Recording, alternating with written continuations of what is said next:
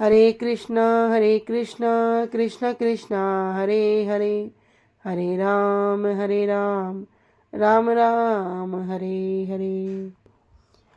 श्री श्री चैतन्य चैतामृत मध्य लीला 20वां अध्याय श्री सनातन शिक्षा, जिसमें चल रहा है कृष्ण तत्व। हम आ चुके हैं प्यार संख्या 161 पे। तो अब तक हमने श्रवण किया कि जो अद्वैत ज्ञान, जो परतत्व, जो भगवान है, वो तो वास्तव में एक ही है, किंतु जो 3 प्रकार के साधक हैं उनके लिए क्या हो गया, अभी 3 रूप में प्रकाशित हो रहे हैं। किस रूप में? कह रहे ब्रह्मेति ब्रह्म रूप में, परमात्मिति परमात्मा रूप में, और भगवानिति भगवान रूप में। तो 3 प्रकार के व्यक्तियों के लिए, 3 प्रकार के साधकों के लिए 3 रूप में प्रकाशित हो रहे हैं, जिसमें हमने अद्वैत ज्ञान, परतत्व क्या है उसके विषय में भी अच्छे समझने का प्रयास किया। और यहाँ पर जो ब्रह्म है, यहाँ ब्रह्म किसको कह रहे हैं कि निर्विशेष ब्रह्म, अर्थात जो भगवान की ही अंग कांति है, उसी को यहाँ पर ब्रह्म कह के वर्णन कर रहे हैं। किंतु अगर हम शास्त्रों की बात करें तो भृंग यति इति स ब्रह्म, कि भैया कि ब्रह्म कौन है? वास्तव में जो ब्रह्म है वही क्या है, वो परमात्म वस्तु एक ही ब्रह्म है। वहां पर भगवान को ही वर्णन किया गया है। ब्रह्म शब्द के अर्थ के विषय में जाना था क्या, कि जो स्वयं बड़ा है और अन्य को भी बड़ा बना सकता है, उसको क्या कहते हैं? ब्रह्म कहते हैं। तो यहाँ पर जो परतत्व है वो कौन है? वो श्री कृष्ण है। लेकिन जब निर्विशेष ब्रह्म की बात आएंगी तब क्या होगा कि वो ब्रह्म है ही नहीं, क्योंकि जो निर्विशेष है, जिसमें कोई विशेषता ही नहीं है, जिसका कोई नाम रूप गुण लीला कुछ भी नहीं है, फिर वो क्या है? वो ब्रह्म नहीं है। किंतु ब्रह्म की अंग कांति है, तो उनको एक नाम दे दिया, निर्विशेष ब्रह्म। तो हमने 2 ब्रह्म श्रवण कहते हैं, एक हो गया निर्विशेष जो वादियों का जो ब्रह्म है, और एक है वेदों का ब्रह्म। अभी हम आगे आ चुके हैं प्यार संख्या 161 पे। कह रहे परमात्मा जे होते हो कृष्ण एक अंश, आत्मार आत्महन कृष्ण सर्व अवतंस। परमात्मा जे होते हो कृष्ण एक अंश, कि जो परमात्मा है वो भी क्या है? वो भी भगवान का ही एक अंश है। आत्मार आत्महन कृष्ण सर्व अवतंस, और जो श्री कृष्ण है समस्त आत्माओं के भी आत्मा होने के कारण सर्वश्रेष्ठ है। तो हमने पहले भी श्रवण किया था, भगवान कौन है? आत्माओं की आत्मा क्यों कह रहे हैं? क्योंकि हम सब जीवों के हृदय में वही क्या है? परमात्मा रूप में विराजमान है। यदि इस शरीर से जो वास्तव वस्तु है, जो चिन्मय वस्तु है, जो भगवान का अंश है, वो निकल जाए तो इस शरीर की क्या वास्तविकता रह जाएगी? शरीर तो, यदि हम श्रवण किए हैं तो शरीर तो जड़ है, जो 24 तत्वों से बना है, 20 स्थूल तत्व और 4 सूक्ष्म। इन 24 तत्वों को मिलाकर शरीर बना है। लेकिन इस शरीर के अंदर जब कोई चिन्मय वस्तु है, वो जो भगवान का अंश है, परमात्मा है, वो जब तक विराजमान है तब तक ये शरीर क्रियाशील है। तब तक ये चल सकता है, खा सकता है, सुन सकता है, बोल सकता है, सोच सकता है, इच्छा कर सकता है, अनुभव कर सकता है, मतलब जिन किन बहुत सारे जो कार्य हैं सब कर सकता है। लेकिन अभी क्या हुआ, ये जब शरीर है, इस शरीर को ही जब कोई मैं और इस शरीर से संबंधित जितनी भी वस्तु हैं उसको मेरा की बुद्धि करता है, तो यानी कि अभी तक उसने अपने आत्म तत्व को जाना ही नहीं। जानेगा कैसे? जब इन विचारों को बार बार श्रवण करेगा कि भैया मैं कौन हूं, मैं ये शरीर नहीं हूं, मैं आत्मा हूं। एक छोटे बच्चे से पूछो, उसकी नाक पे टच करके पूछो ये क्या है, वो बोलेगा ये मेरी नाक है। उसके फिंगर को टच करके पूछो ये क्या है, वो बोलेगा ये मेरी फिंगर है। हाथ को टच करके पूछो, बोलो, वो बोलेगा मेरा हाथ है। जिस वस्तु को, जिस अंग को टच करके पूछेंगे वो उसी वस्तु को बोलेगा ये मेरा है। लेकिन कोई पूछो क्या तुम एक हाथ हो, क्या तुम एक बाल हो, क्या तुम ये उंगली हो, तो बोलेगा भैया मैं तो ये ना उंगली हूँ, न मैं हाथ हूँ, न मैं पैर हूँ, ये मेरा है। किंतु मैं कौन हूँ? तो फिर मैं भी तो कुछ हूँगा ना। तो मैं क्या हूँ? जो मेरे हृदय में जो परमात्मा रूप में जो भगवान विराजमान है, मैं भगवान का ही एक अंश हूँ। इसलिए कह रहे जीवेर स्वरूप है कृष्ण नित्यदास, जीव भगवान का ही स्वरूप है। किंतु अभी हम जड़ शरीर को अपना मानते हैं, लेकिन इस शरीर में से जिस दिन वो चिन्मय वस्तु निकल के चली जाएगी, उस दिन इस शरीर को सब क्या कहेंगे? फिर ये नहीं बोलेंगे ये व्यक्ति था, उसके नाम से संबोधित नहीं करेंगे, उसे बॉडी के रूप में संबोधित करेंगे। जल्दी से शरीर को ले जाओ, जल्दी से इसकी बॉडी यहाँ से हटा दो। फिर उसका नाम वाम कोई अस्तित्व नहीं रहेगा, क्योंकि जो उसका वास्तव अस्तित्व था, वो जो चिन्मय वस्तु थी, वो तो उसी समय निकल के चली गई। हम प्रसंग श्रवण करते ना आत्म तत्व के विषय में, यमराज महाराज जी का। यमराज महाराज जी एक छोटे से बच्चे का रूप धारण करके जब राजा की मृत्यु होती है तो वहां पे उपदेश करते हैं। सब रो रहे हैं तो पूछते हैं आप सब रो क्यों रहे हो? तो बच्चा है, सब बोलते हैं बेटा तुम बाहर जाओ। बोले नहीं नहीं बताओ आप क्यों रो रहे हो? तो बोलते हैं देखो वो जो व्यक्ति पड़ा है ना वो चला गया। बोलते हैं चला गया? कहाँ चला गया? बोले बेटा तुम बाहर जाओ, तुम अभी ये समझ नहीं सकते, तुम जाओ। बोलते नहीं नहीं बताओ ना कहाँ चला गया। बोले कि जो व्यक्ति लेटा है वो चला गया। अच्छा चला गया तो ये कौन लेटा है, ये कौन है? तो बोलते हैं वही राजा है। कह रहे राजा है तो फिर चला कौन गया? कह रहे बेटा ये राजा का शरीर है, इसके अंदर जो वस्तु थी वो चली गई। अच्छा ये राजा का शरीर है, इसके अंदर भी कुछ था जो चला गया। अच्छा जो था वो आपने कभी देखा था? वो दिखने में कैसा था? वो दिखने में बहुत बड़ा शरीर था, या दिखने में बड़ा सुंदर था, या लंबा था, या पतला था, मोटा था, दिखने में कैसा था? अब वो व्यक्ति तो बिल्कुल चुप, कोई उत्तर ही ना दे, क्योंकि जो वास्तव वस्तु हमारे अंदर विद्यमान है उसको तो अभी तक मैंने नहीं देखा, दूसरा क्या देखेगा? तो वहां पर फिर कह रहे कि जो चला गया, जब वो ये था ही नहीं तो तुम शोक किसके लिए कर रहे हो? और जो जिसके लिए शोक कर रहे हो, जिसको तुम जानते हो, वो तो तुम्हारे सामने पड़ा है, तो रखो इसको, फिर रोने का विषय ही नहीं है। जब इस प्रकार वहां पर यमराज जी एक बालक के रूप में, क्योंकि यमराज कौन है? धर्मराज है ना, एक बालक के रूप में वहां उपदेश करते हैं। तो इस प्रकार हमारे शरीर की स्थिति है। जिस दिन इस शरीर से, एक छोटी सी बात हम कभी कभी विचार करते हैं कि आज जिस शरीर को लेकर सब बोलते ना ये मेरा बड़ा प्रिय है, इसके बिना तो मैं मर जाऊंगा, इसके बिना तो मैं रह नहीं सकता, ये तो मेरे लिए मतलब सब कुछ है, दिन रात चैन सुकून सब कुछ वही होने पर भी यदि इस शरीर से जो जीवात्मा रूपी परमात्मा अभी शरीर के अंदर विद्यमान है, अभी इस शरीर से निकल के इस शरीर को छोड़ के किसी और शरीर में प्रवेश करके उस बड़े प्रेम करने वाले के सामने खड़े हो जाए, जो व्यक्ति बड़ा प्रेम करता है, मैं तेरे बिना नहीं रह सकता, बस इस शरीर को छोड़ के किसी दूसरे शरीर में प्रवेश करके वही जीवात्मा जो बड़े प्रियजन है उनके सामने खड़े हो जाए और बोले मैं तो वही हूं, कितना चिल्ला चिल्ला के बोलने पर भी, कितना प्रूफ देने पे, साबित करने पर भी वे उसको स्वीकार नहीं करेंगे, क्योंकि वास्तव में वो प्रेम किससे कर रहे हैं? इस शरीर से। और इस शरीर से भी कब प्रेम करते हैं? जब तक उनका स्वार्थ है। जहां स्वार्थ खत्म वहां प्रेम भी खत्म। फिर धीरे धीरे जो भी सुविधा देंगे सब सुविधा धीरे धीरे छीनना शुरू कर देंगे। स्वार्थ सिद्धि तब तक होगी तब तक ही हम प्रिय हैं, कोई भी हो।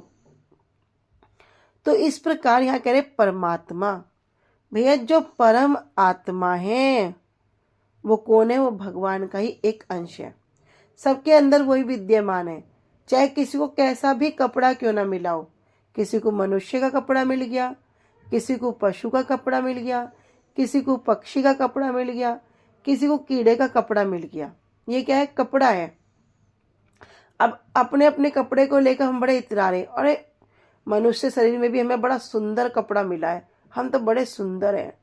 कोई बहुत स्लिम ट्रिम हो, बिल्कुल फिट बॉडी हो, वो उसका एक अलग अहंकार, मैं बड़ा सुंदर हूँ, मैं तो बड़ा फिट हूँ। पता है तुम्हें 60 की उम्र में मेरी बॉडी ऐसे रहती है। भैया जिस प्रकार से अहंकार कर रहे हैं ये तो वास्तव में कपड़ा ही है।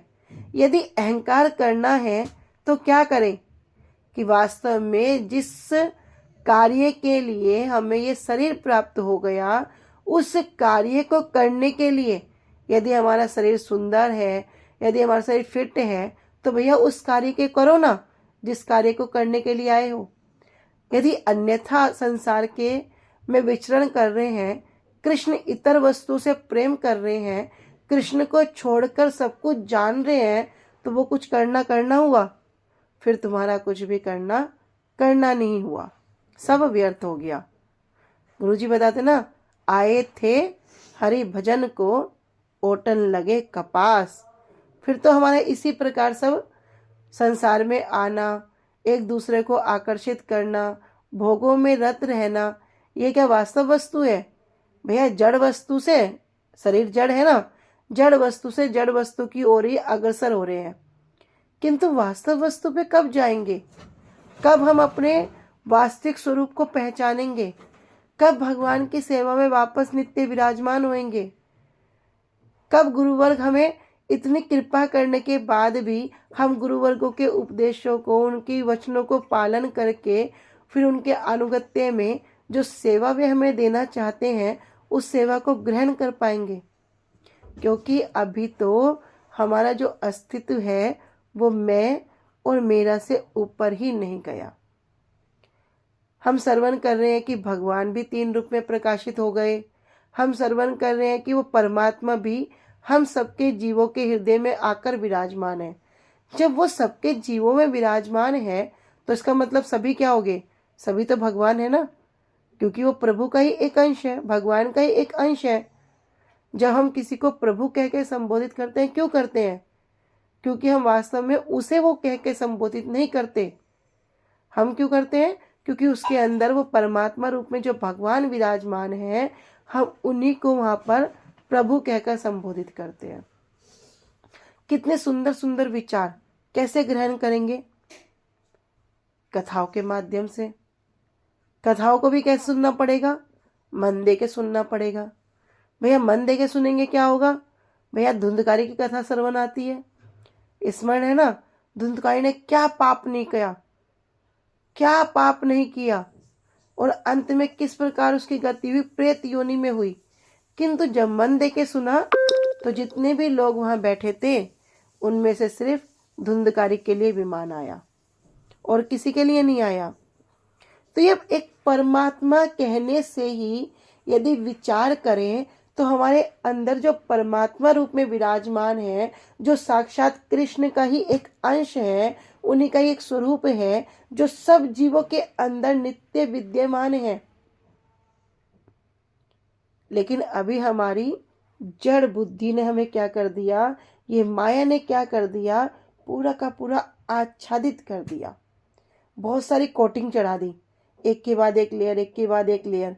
वो जो वास्तव स्वरूप है उसके ऊपर अनेक अनेक लेयर चढ़ा दी, जिससे अब हम अपने सामने उसको देख नहीं पा रहे। कई सारी दीवारें खड़ी हो गई। तो ये दीवारें सब क्या है? ये अविद्या है। जैसे जैसे इन शास्त्रवाणी को सुनकर, गुरुवर्गों के द्वारा कथा को सुनकर, वैष्णवों के अनुगत्य में उन विचारों को श्रवण करते जाएंगे, ऐसे ऐसे क्या होंगी, वे दीवारें हटती चली जाएंगी। और एक दिन हम अपना जो वास्तव स्वरूप है, जो जीव आत्मा जो भगवान की सेवा में नित्य विराजमान है, फिर हम उसको देख पाएंगे।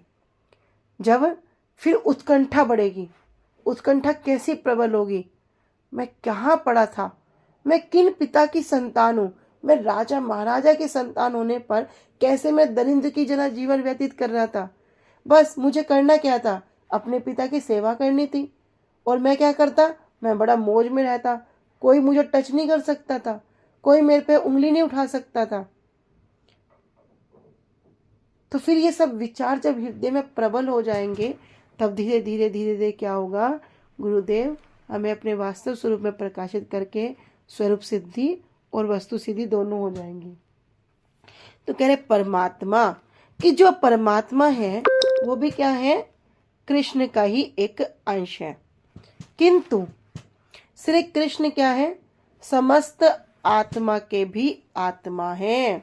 क्यों कह रहे हैं, क्योंकि कहा गया है ब्रह्म संहिता में, जब ब्रह्मा जी गोविंद स्तोत्र में उनकी स्तुति करते हैं, कह रहे हैं ईश्वरः परम कृष्णः सच्चिदानंद विग्रह अनादिरादिर गोविंद सर्व कारण कारणम।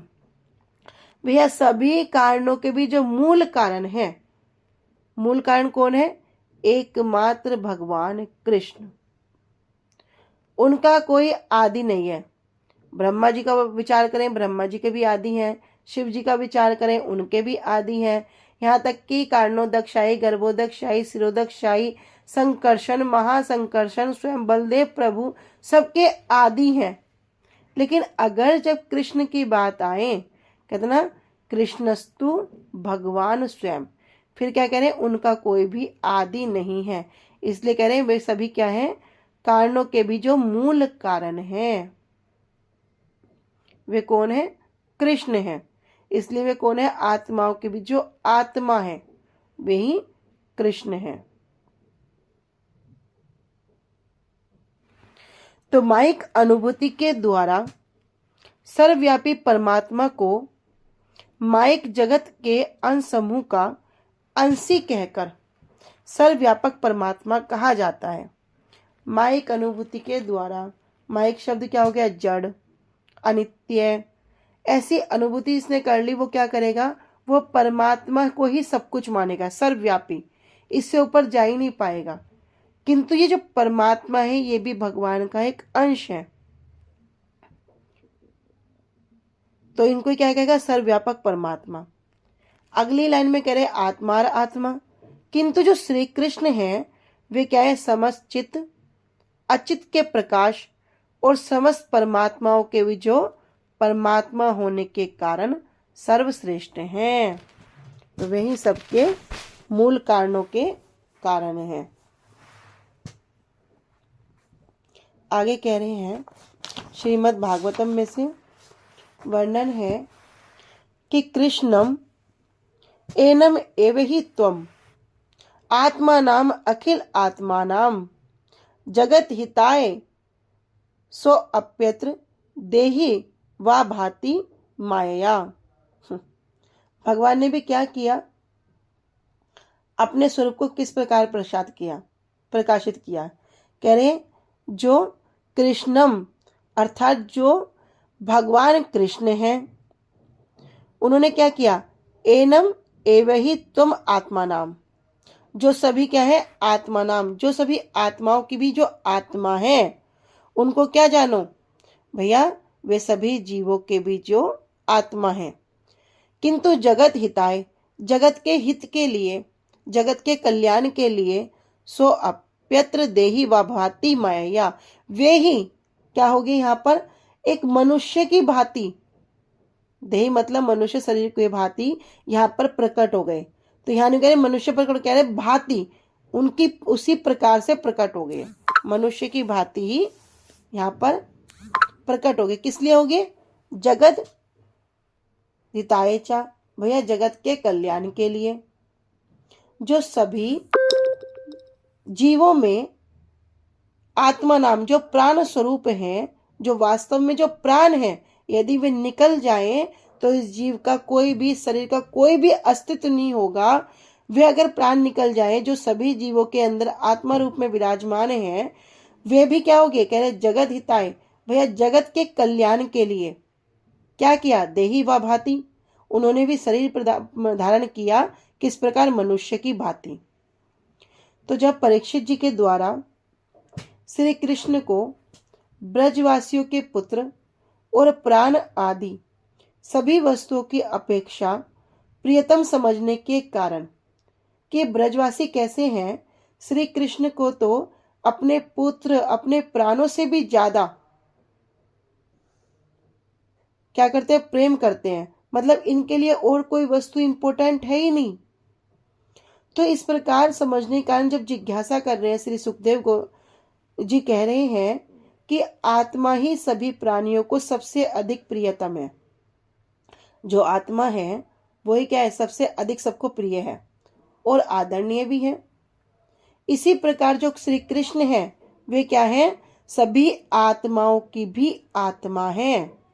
इसलिए स्वाभाविक रूप से ही वे सभी को आकर्षण करते हैं और नित्य आनंद प्रदान करते हैं।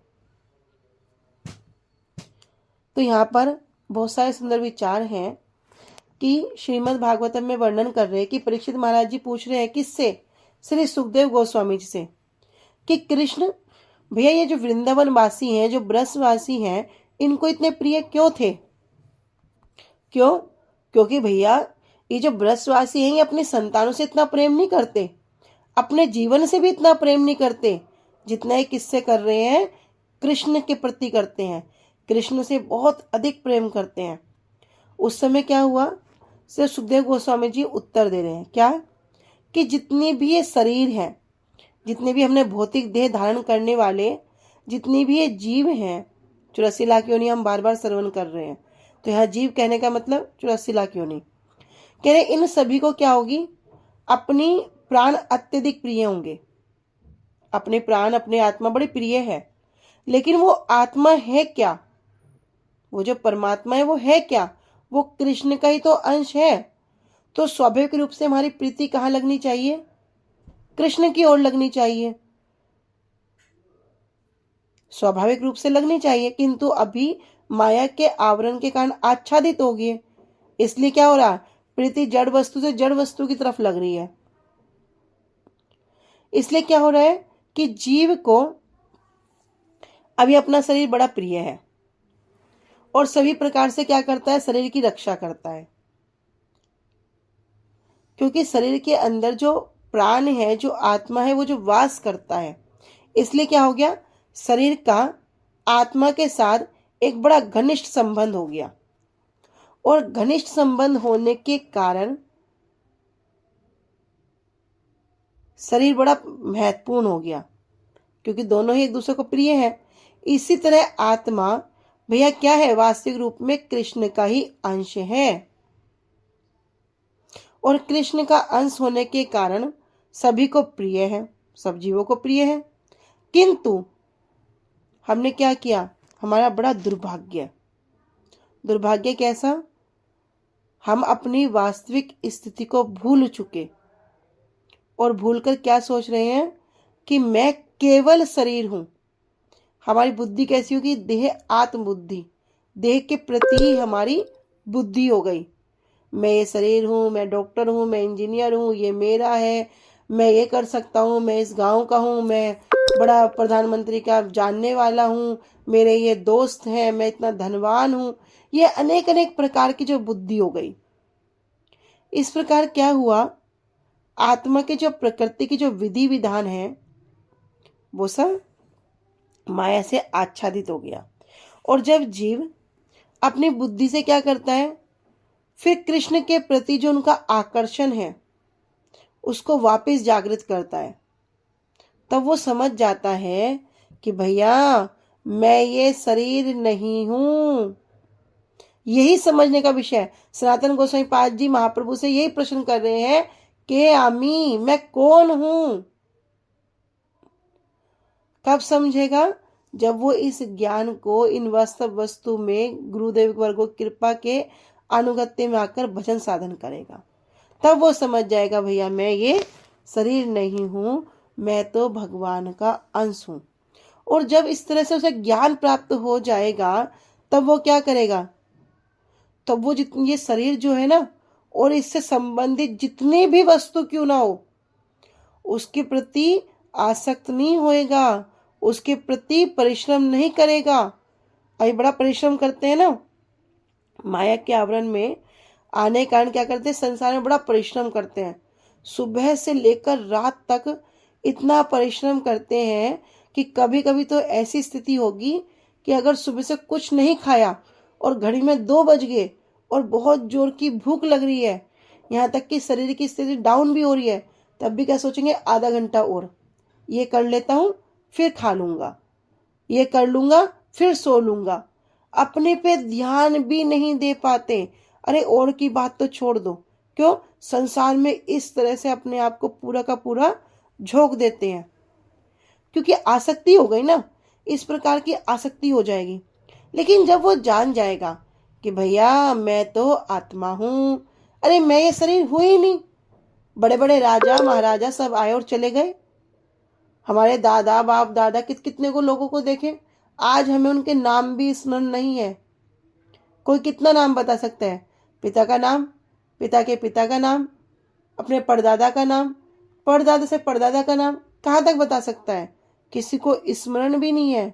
तो जब उसको पता लग जाएगा कि भैया मैं तो ये शरीर नहीं हूं, तो वो कभी भी उस वस्तु के प्रति आसक्त ही नहीं होगा। और जब आसक्त नहीं होगा तो फिर श्रम क्यों करेगा, श्रम भी वो वास्तव वस्तु की ओर ही करेगा। जनस्य माहो अहम अहम ममेति क्या होगा, आई भौतिक संसार में तो है, किंतु भौतिक संसार में रहते हुए सोच लिया कि मैं, अगर वो सोचता है कि मैं शरीर हूं, ये मेरा है, ये सब क्या हो गया, फिर माया हो गया, फिर तो भैया वो भौतिक संसार में फंस जाएगा। लेकिन अगर वो इसी आकर्षण को, इसी आसक्ति को, इसी अपनी कहते ना काम क्रोध लोभ मोह, इन सब वस्तुओं को अगर भगवान की ओर आकर्षित करना चाहे और भगवान की तरफ आकर्षित कर दे, फिर क्या होगा, फिर तो उसको अपने स्वरूप की, अपनी वास्तव वस्तु की प्राप्ति हो जाएगी। इसलिए भागवतम में एक श्लोक आता है, वहां कहते हैं, वासुदेवे भगवती भक्ति योगा प्रयोजितः जन्यत्यासु वैराग्यम ज्ञानम च यद हेतुकम। कि भैया जो भगवान कृष्ण की भक्ति करता है, वो भगवान श्री कृष्ण की भक्ति करने से वो व्यक्ति तुरंत ही, हमने 2 प्रकार की कृपा सुनी थी, एक हेतु की और एक अहेतु की, तो कह रहे तुरंत ही अहेतुक ज्ञान और इस जगत से वैराग्य को प्राप्त कर लेता है। अर्जुन भगवद गीता में भगवान से कह रहे हैं कि चंचल ही मन कृष्णा प्रमादी बलभद्रम। आप कह रहे हो कि भैया मैं ये करूं, मैं वो करूं, पर मेरा मन तो बड़ा चंचल है, मैं एक बार को वायु को वश में कर सकता हूं, किंतु इस मन को वश में करना मेरे लिए भी बड़ा कठिन है। तो इसका उपाय क्या है, तो भगवान भी क्या कहते हैं, अभ्यासेन वैराग्य, कि 2 कार्य करने पड़ेंगे, एक अभ्यास करना पड़ेगा और दूसरा वैराग्य करना पड़ेगा।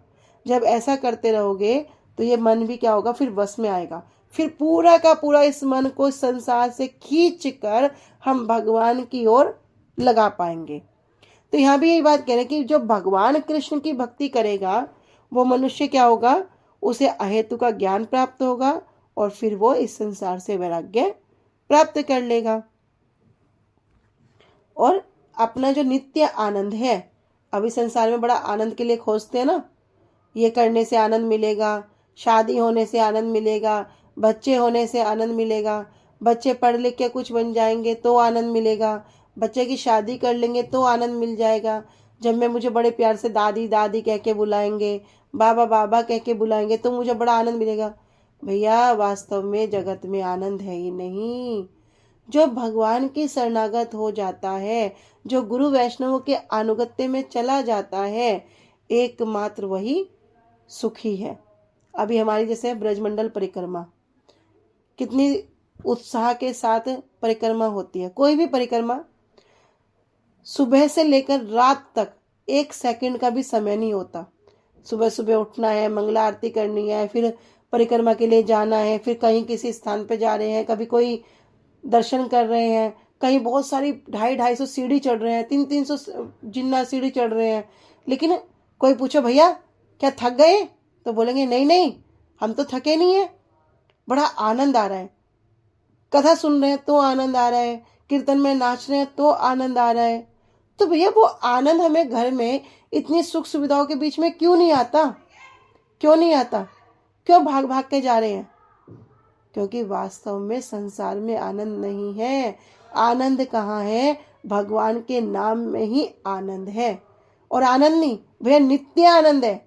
वह नित्य ही उस आनंद में क्या होता है? कोई वैष्णवों के संग में बस बैठ भी जाए, कोई उनके पास बैठ के कथा ही सुन ले, कोई कथा भी ना सुने, उनको जो स्पर्श करके वो हवा भी हमें स्पर्श हो जाए, तब भी बड़ा आनंद आएगा। उसी आनंद के लिए तो सब प्रयास कर रहे हैं, किसी और वस्तु के लिए करते हैं? देखते हैं ना कि कितनी जो अभी बुजुर्ग माता जी हैं, कोई 50 साल, कोई 60 साल, यहाँ तक कि 70 साल, उनको भी देखो परिक्रमा में चल रही हैं। सब जगह जाकर पहले गुरुजी के सामने वहां पर खड़े हो जाएंगे। अभी गुरुजी कथा परिवेशन करेंगे। उस कथा रूपी अमृत को पान करके जो हमारे ये जो परमात्मा है, जो हृदय में विराजमान है, जब इसको आनंद मिलेगा तो फिर और कोई प्रयास करने की आवश्यकता ही नहीं रहेगी। और जब ये आत्मा जो परमात्मा रूप में जो विराजमान है, ये जब इसको बल मिल जाएगा तो भैया जो घर में 2 जीने नहीं चढ़ता, 20 सीढ़ी नहीं चढ़ सकता, वो वहां क्या करेगा? 400 सीढ़ी चढ़ जाएगा। क्या वो अपने बल से चढ़ता है? क्या इस शरीर के बल से चढ़ेगा?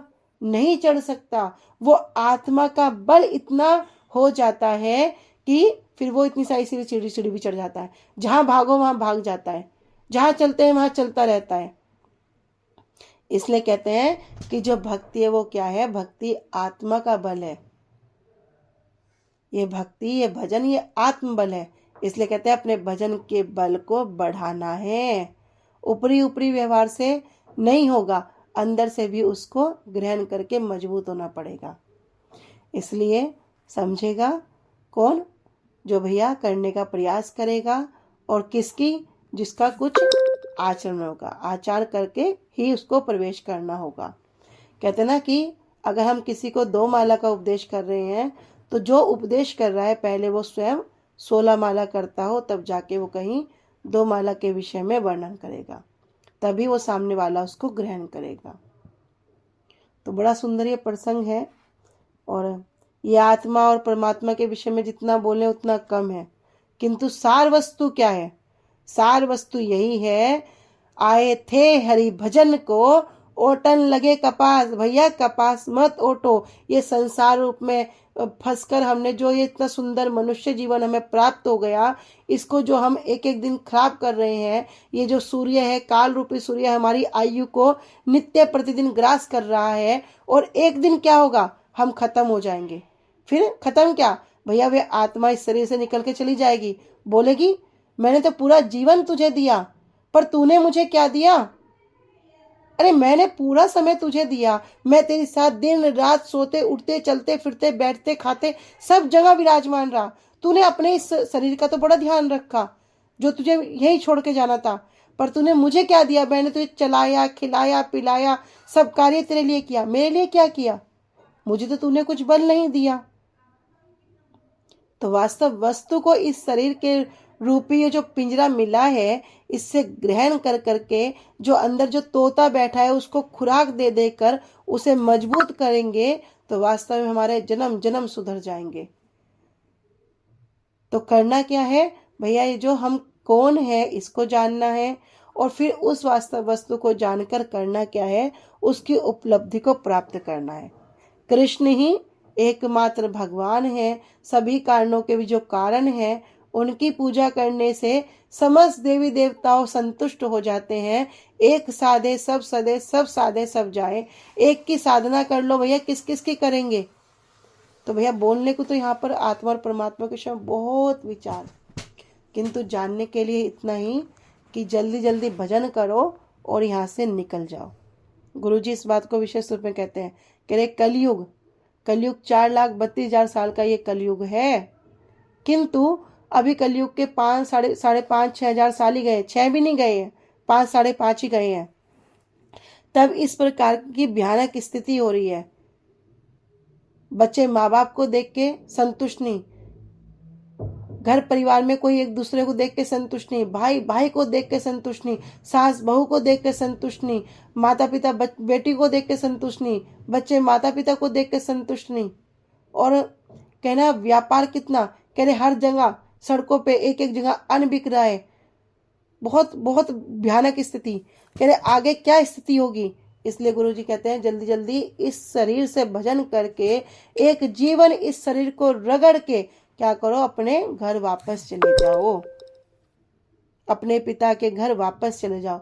वहां पर दरवाजे खुले पड़े हैं, वे पिता हमारी राह देख रहे हैं, कब ये बच्चा मेरा मुझे वापस आएगा।